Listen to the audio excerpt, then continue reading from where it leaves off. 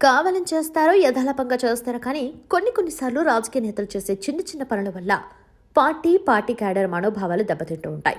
వాటిని సరిచేసుకోవడం అంత తేలిక కాదు. పైగా పెంచుకున్న నమ్మకాన్ని కూడా కోల్పోవాల్సి వస్తుంది. ఏపీ మంత్రి పార్థసారథి పరిస్థితి అదే. స్వయంగా ఆయన వైసీపీ నుంచి వచ్చినప్పటికీ ఆహ్వానించిన టీడీపీ క్యాడర్ ఓ వైసీపీ నేతతో కలిసి వేదిక పంచుకోవడాన్ని అస్సలు సహించలేకపోయారు. పార్థసారథిపై ఎంత వ్యతిరేకత వ్యక్తమవుతుందంటే ఆయన ఇప్పటికే 2 సార్లు ప్రెస్ మీట్లు పెట్టి క్షమాపణలు చెప్పారు. పూటకోసారి ట్వీట్ చేస్తారు. కార్యకర్తల మనోభావాల్ని మరోసారి దెబ్బతీయరని ప్రామిస్ చేస్తున్నారు. జోగి రమేష్తో పాల్గొన్న కార్యక్రమం పార్టీ రహితమైంది.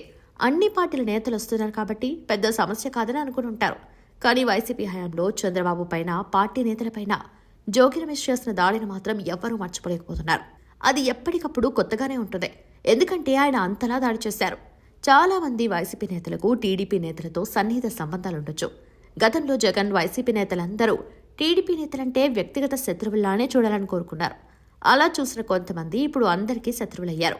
ఎలాగోలా పార్టీ నేతలతో పాత సంబంధాలు పునరుద్ధరించుకున్నా క్యాడర్ మాత్రం సహించే పరిస్థితి లేదు. పార్థసారథికి ఎదురవుతున్న పరిస్థితులు అనేక మంది టీడీపీ నేతలకు కనువిప్పు లాంటివని చెప్పుకోవచ్చు. వైసీపీ నేతలతో ఏమైనా సంబంధాలుంటే వారి కోసం లాబింగ్ చేయడం ఆపేసుకోవాల్సి ఉంటుంది. బహిరంగంగా వారితో తిరగటం మానేయాల్సిందిగా ఉంటుంది. ఎప్పుడైనా బయటపడితే మొదటికే మోసం వస్తుంది. అందుకే ఇప్పుడే కట్ చేసుకుంటే బెటర్. ఇప్పుడు రాజకీయాలు మారిపోయాయి. రాజకీయాల్లో శాశ్వత శత్రువులు ఉండరంటారు. కానీ ఉండేలా చేశారు జగన్ రెడ్డి. ఆయన కాకుండా ఆయన నమ్ముకున్న వారికి శత్రువులు పెంచిపోయారు. ఈ పరిస్థితిని ఇతర టీడీపీ నేతలు గమనించి జాగ్రత్తగా ఉండాల్సిన సమయం వచ్చింది.